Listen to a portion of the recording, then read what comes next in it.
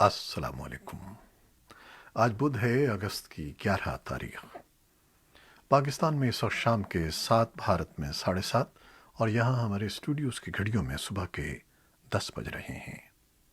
Voice of America Washington کی Urdu service سے میں ہوں خالد حمید، خبروں کے ایک بلیٹن کے ساتھ۔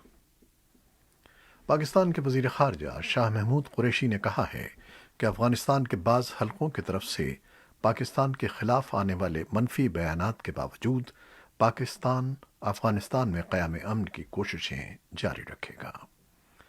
وزیر خارجہ نے یہ بات پاکستان کے دورے پر آئے ہوئے عراقی وزیر خارجہ فواد حسین کے ہمراہ بدھ کو اسلام آباد میں ایک نیوز کانفرنس کے دوران کہی۔ انہوں نے مزید کہا کہ افغانستان کے مستقبل کا فیصلہ افغانوں نے خود مل بیٹھ کر کرنا ہے۔ اسی اثنا میں افغانستان میں قیام امن کی کوششوں کے سلسلے میں توسیع ٹرائی کا اجلاس قطر کے دارالحکومت میں جاری ہے، جس میں امریکہ، چین اور روس کے علاوہ پاکستان بھی شرکت کر رہا ہے۔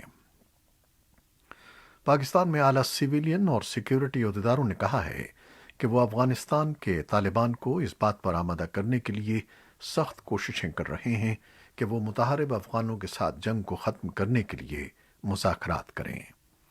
منگل کے دن تحریری ریمارکس میں قومی سلامتی کے مشیر معید یوسف نے وائس آف امریکہ کو افغانستان کے ان الزامات کے جواب میں کہ پاکستانی فوج طالبان کی برابر امداد کر رہی ہے، کہا کہ پاکستان جو خود اس کا شکار ہے اس کو مورد الزام ٹھہرانا بند کر دیا جائے۔ یاد رہے کہ باغیوں کی کامیابیوں کے لیے کابل پاکستان کو ذمہ دار ٹھہراتا ہے، اور یہ کہ طالبان لیڈر مبینہ طور پر پاکستان میں پناہ لیے ہوئے ہیں۔ اسلام آباد نے ہمیشہ ان الزامات کی تردید کی ہے۔ معید یوسف نے کہا کہ پاکستان کو قربانی کا بکرا بنانا نہ صرف بدقسمتی کی بات ہے بلکہ غیر اخلاقی بھی ہے۔ انہوں نے سوال کیا کہ کیا پاکستان افغانستان کی سیکیورٹی فورسز سے یہ کہہ رہا ہے کہ وہ ہتھیار ڈال دیں؟ مغربی ملکوں کو ان سے پوچھنا چاہیے کہ کھربوں ڈالر آخر کہاں گئے۔ ادھر منگل کے دن افغانستان میں انسانی حقوق کے غیر جانبدار کمیشن کے سربراہ شہرزاد اکبر نے کہا ہے کہ کابل کی قیادت بھی ان کے ملک میں گہرے بحران کی ذمہ دار ہے۔ انہوں نے ٹویٹ میں الزام لگایا کہ گزشتہ 20 سال میں اعلیٰ قیادت اگر بدعنوانی اور لوٹ مار میں مصروف نہیں ہوتی تو آج جو ہمارا حال ہے وہ نہیں ہوتا۔ امریکی صدر جو بائیڈن نے کہا ہے کہ افغانستان سے امریکی افواج کے انخلاء کا فیصلہ درست اور قومی مفاد میں ہے۔ صدر بائیڈن نے یہ بات واشنگٹن میں انفراسٹرکچر کی تعمیر نو کے لیے امریکی سینٹ میں ڈیموکریٹک اور ریپبلکن جماعت کے سینیٹرز کی رائے سے متفقہ طور پر منظور ہونے والے بل کے بارے میں بات کرتے ہوئے صحافیوں کے سوال کے جواب دیتے ہوئے کہی۔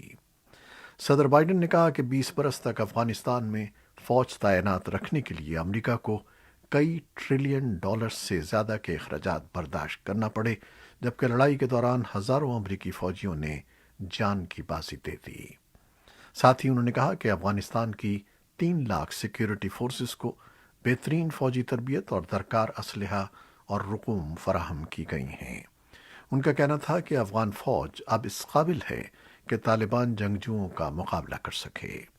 علاوہ ازیں انہوں نے اس بات کا اعادہ کیا کہ ضرورت پڑنے پر امریکہ افغان حکومت کو درکار فضائی مدد فراہم کرتا رہے گا۔ افغان مفاہمت کے عمل کے لیے امریکہ کے خصوصی مندوب زلم خلیل زاد نے منگل کے روز طالبان کو انتباہ کیا کہ افغانستان میں طاقت کے زور پر آنے والی کسی حکومت کو بین الاقوامی سطح پر تسلیم نہیں کیا جائے گا۔ انہوں نے اس توقع کا اظہار کیا کہ ایسے میں جبکہ امریکہ اور نیٹو ممالک اپنا فوجی انخلا مکمل کر رہے ہیں، طالبان رہنما افغان حکومت کے ساتھ امن مذاکرات کے لیے دوبارہ مل بیٹھیں گے۔ اسلام آباد سے وائس آف امریکہ کے نمائندے ایاز گل نے اپنی رپورٹ میں بتایا ہے کہ افغان امن عمل کے لیے امریکہ کے خصوصی سفارتکار زلم خلیل زاد اور روس، چین اور پاکستان کے نمائندے قطر کے دارالحکومت دوحہ میں ملاقات کر رہے ہیں، جسے وسیع تر 6 فریقی کانفرنس کہا گیا ہے۔ افغان طالبان کی پیش قدمی کا سلسلہ جاری ہے اور گزشتہ 6 روز میں وہ 8 صوبائی دارالحکومتوں پر قبضہ کر چکے ہیں۔ جنگجوؤں کی پیش قدمی کے پیش نظر صدر اشرف غنی طالبان مخالفین کے گڑھ مزار شریف پہنچ گئے ہیں تاکہ مقامی فورسز کی حوصلہ افزائی کی جا سکے۔ خبر رساں ادارے رائٹرز کے مطابق طالبان کے جنگجوؤں نے بدھ کو بدخشاں صوبے کے دارالحکومت فیض آباد پر قبضہ کر لیا ہے۔ افغان صوبے بدخشاں کی سرحد تاجکستان، پاکستان اور چین سے ملتی ہے اور اس صوبے کو اسٹریٹجی کے اعتبار سے خاص اہمیت حاصل ہے۔ امریکہ کے فضائی حملے طالبان کی افغانستان بھر میں پیش قدمی کو متاثر کر رہے ہیں، تاہم امریکی محکمہ دفاع پینٹاگون کے عہدیداروں نے خبردار کیا ہے کہ صرف امریکی قوت عسکریت پسندوں کے حملوں کو پسپا کرنے کے لیے کافی نہیں ہے۔ وائس آف امریکہ کے لیے جیف سیلڈن کی رپورٹ کے مطابق امریکہ کئی ہفتوں سے قطر میں واقع اپنے فضائی اڈے العدید اور خلیج فارس میں اپنے کیریئر اسٹرائک گروپ سے طالبان کے اہداف کو نشانہ بنا رہا ہے۔ پینٹاگون کے پریس سیکریٹری جان کربی نے کہا ہے کہ ہم بہت پر اعتماد ہیں کہ ہمارے فضائی عملے انہی اہداف کو نشانہ بنا رہے ہیں جنہیں ہم نشانہ بنانا چاہتے ہیں اور اس کے طالبان پر اثرات ہوں گے۔ کربی نے تسلیم کیا کہ صرف امریکی حملے طالبان جنگجوؤں کو دور رکھنے کے لیے کافی نہیں ہوں گے۔ ادھر طالبان کے ترجمان ذبیح اللہ مجاہد نے منگل کے روز سوشل میڈیا پر سلسلہ وار پوسٹوں میں دعویٰ کیا کہ طالبان جنگجوؤں نے افغانستان کے صوبے فراہ کے دارالحکومت فراہ پر قبضہ کر لیا ہے۔ وائس آف امریکہ آزادانہ طور پر طالبان کے ان دعووں کی تصدیق نہیں کر سکا ہے۔ خبر رساں ادارے رائٹرز کے مطابق امریکہ کابل میں اپنے سفارت خانے کے خطرات کا جائزہ روزانہ کی بنیاد پر لے رہا ہے۔ محکمہ خارجہ کے ترجمان نیڈ پرائس نے منگل کو ایک پریس کانفرنس کے دوران ان خیالات کا اظہار اس سوال پر کیا جس میں ان سے پوچھا گیا تھا کہ آیا طالبان کی جانب سے صوبائی دارالحکومتوں پر قبضے کے بعد سفارتی عملے میں مزید کمی لائی جا سکتی ہے۔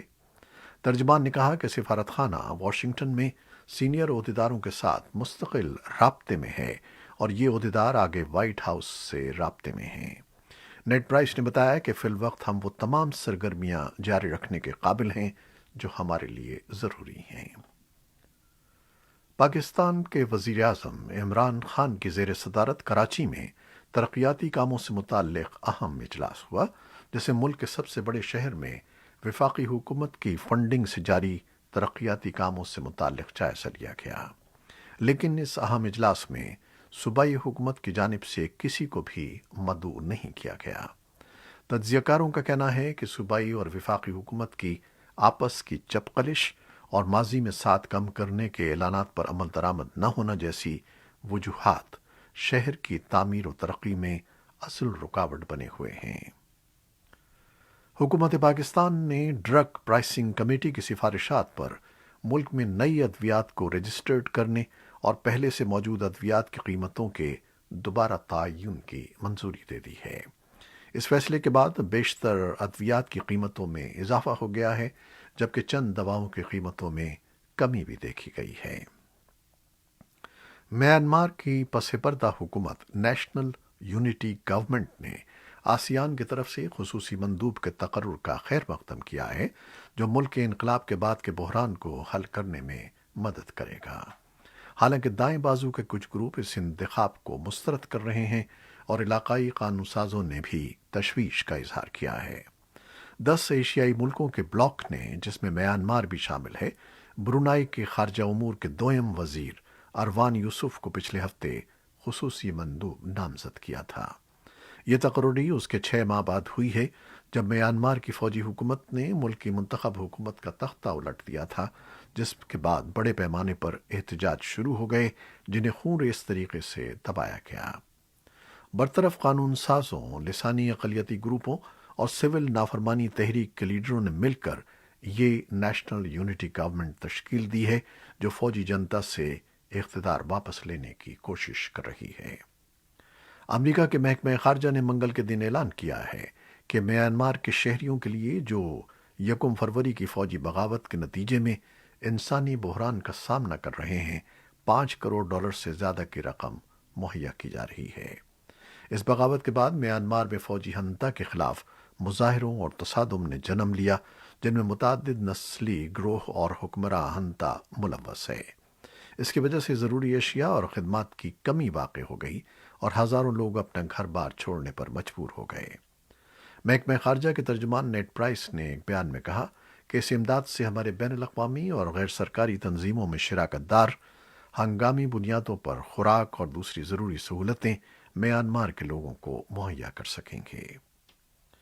सदर जो बाइडन ने अमरीकी इंफ्रास्ट्रक्चर की तामीर नौ के लिए अमरीकी सेनेट से दोतरफा तौर पर मंजूर किए जाने वाले बिल को तारीख साज कामयाबी करार दिया है और कहा है कि बहैसियत अमरीकी हम मुत्तहिद होकर मुल्की मफाद में कोई भी मुस्बत इक़दाम करने का जज्बा और अज़्म रखते हैं। इससे कबल मंगल को अमरीकी सेनेट ने $1 ट्रिलियन मालियत के अहम इंफ्रास्ट्रक्चर बिल की मंजूरी थी। बिल को डेमोक्रेटिक पार्टी और रिपब्लिकन पार्टी के अरकान की हिमायत हासिल थी। अमरीकी रियासत न्यूयॉर्क के गवर्नर एंड्रयू कोमो ने मंगल के रोज़ जिनसी हिरासानी के पैदर्स पे इल्ज़ामात के जवाब में अपने ओहदे से मुस्ताफ़ी होने का ऐलान किया है। गवर्नर गोमो ने गुज़िश्ता साल रियासत न्यूयॉर्क में कोरोना वबा से निपटने में बेहतरीन कारकर्दगी पर मुल्क भर से ज़बरदस्त दाद व तहसीन वसूल की थी, लेकिन एक साल बाद उन्हें एक दो नहीं बल्कि न्यूयॉर्क के अटॉर्नी जनरल की रिपोर्ट के मुताबिक 11 ख़वातीन की जानिब से जिनसी हिरासगी के इल्ज़ामात का सामना करना पड़ा। उनका इस्तीफ़ा 2 हफ्तों में काबिल अमल होगा। एपी के मुताबिक 62 बरस की लेफ्टिनेंट गवर्नर केथी होचल उनकी जगह ये ओहदा संभालेंगी। इससे पहले वो अमरीकी कांग्रेस के रुकन रह चुकी हैं और अब वो न्यूयॉर्क के गवर्नर के ओहदे पर काम करने वाली पहली खातून होंगी। अमरीकी सेनेट के डेमोक्रेट्स ने इमिग्रेशन की इस्लाहात पर कानून साजी में अशरों के तातुल के खात्मे और अमरीका में कानूनी दस्तावेजात के बगैर रहने वाले लाखों तारकीन वतन को कानूनी हैसियत मिलने का एक बराह रास्त रास्ता फराहम करने के लिए भरपूर सियासी कोशिश का आगाज कर दिया है। अगर ये इक़दामात कानून बन गए तो इससे अमरीका में मुकीम लगभग 12 मिलियन तारकीन वतन के लिए कानूनी हैसियत हासिल करने की राह हमवार होगी। रेगन इंतज़ामिया के बाद से अमरीकी इमिग्रेशन की इम्कानी तौर पर सबसे बड़ी इस्लाह होगी। पाकिस्तान में गुज़श्ता 24 घंटों के दौरान 4,856 नए केसेस रिपोर्ट हुए हैं। मुल्क में अब भी 4,513 मरीजों की हालत तशवीशनाक बताई जाती है। भारत में गुज़श्ता 24 घंटों के दौरान 38,353 अफराद में कोरोना वायरस की तशख़ीस हुई है। सरकारी आदाद शुमार के मुताबिक मुल्क भर में कोरोना के मुस्बत केसेस की शरह 2.16% रही है। राय आम्मा के एक सर्वे के मुताबिक अमरीकी शहरियों की बड़ी तादाद ने अपने डॉक्टर्स, नर्सेज और दवासाजों पर भरपूर एतमाद का इजहार किया है। इस तहकीक पर काम करने वाले माहिरीन का कहना है कि शहरियों का अपने मुआलिजों पर यह एतबार उन्हें वैक्सीन लगवाने की तरगीब देने के लिए फ़ायदेमंद साबित हो सकता है। ये थी वो खबरें जो फेसबुक लाइव पर हमने आपके लिए पेश की। हमारी वेबसाइट और यूट्यूब पर यह बुलेटिन पोस्ट कर दिया जाता है, जिसे आप बाद में भी देख सकते हैं। हमारे इस बुलेटिन को शेयर करना न भूलिएगा। खालिद हमीद को अब इजाज़त दीजिए। अल्लाह हाफ़िज़।